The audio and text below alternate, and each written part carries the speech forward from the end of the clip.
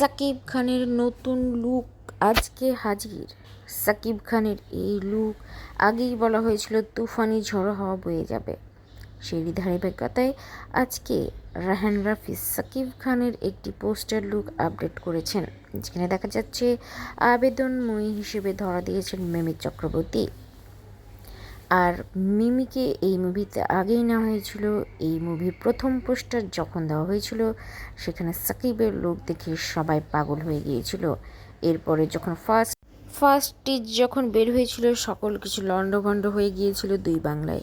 এরই ধারাবাহিকতায় আজকে নতুন একটি পোস্টার এসেছে অফিসিয়াল, যেখানে ধরা দিয়েছেন সাকিব খান ও মিমি চক্রবর্তী। এখন দেখার বিষয়, মুভি রিলিজ হওয়ার পর কেমন রমরমিয়ে ব্যবসা করে।